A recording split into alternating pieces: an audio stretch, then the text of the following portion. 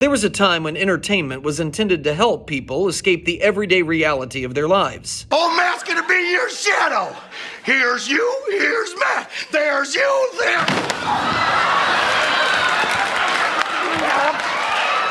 Whoops-a-daisy. But politics will ruin everything. And now, in 2022, surrounded by a 24-hour news cycle that preaches nothing but politics, iPhones that deliver political tribalism to us even when we just grab our phones to get an information fix while we sit on the toilet or zone out at work, late-night television has become just another place where we can go and get cringe-inducing propaganda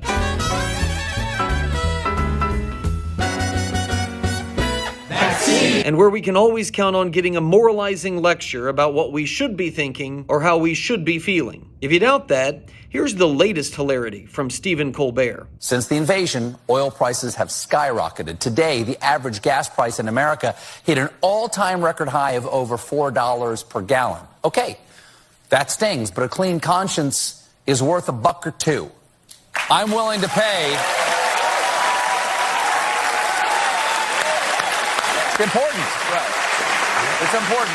I'm willing to pay $4 a gallon. I'll pay $15 a gallon because I drive a Tesla. You know, it's tough to think of a better description of all that than the one that was offered by Dr. Ian Malcolm.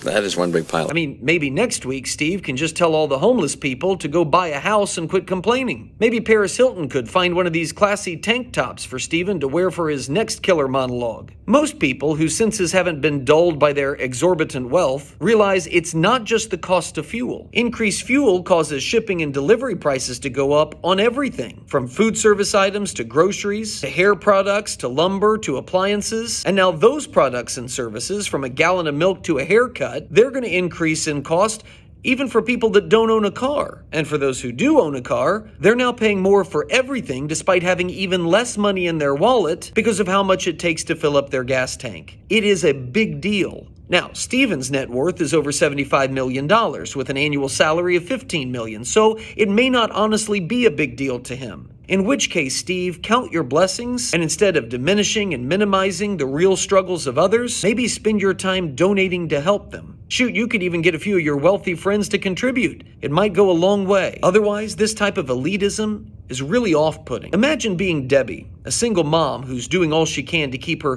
Toyota Corolla on the road. It's not in great shape and she needs to get it repairs every so often, not to mention the insurance that she has to pay for it. But she has no alternative. Investing in a new car is not even possible with her rent payment, daycare for the little one, spiking grocery costs, and her older child's braces. So imagine Debbie, after a long day, finally getting her kids in bed, washing the dishes from supper, grabbing the mail, which increasingly is just a big pile of unpaid bills, sitting down and turning on the TV just to see Stephen Colbert tell her that he's fine with her plight because a clean conscience is worth $1 or $2. It makes you wonder, doesn't it? Does he really not know how this plays with the general public? Does he really not know that there's a lot more people like hypothetical Debbie than like him? Does he not know, or does he not care? If it's the latter, then pardon me for pointing out that his conscience should be anything but clear.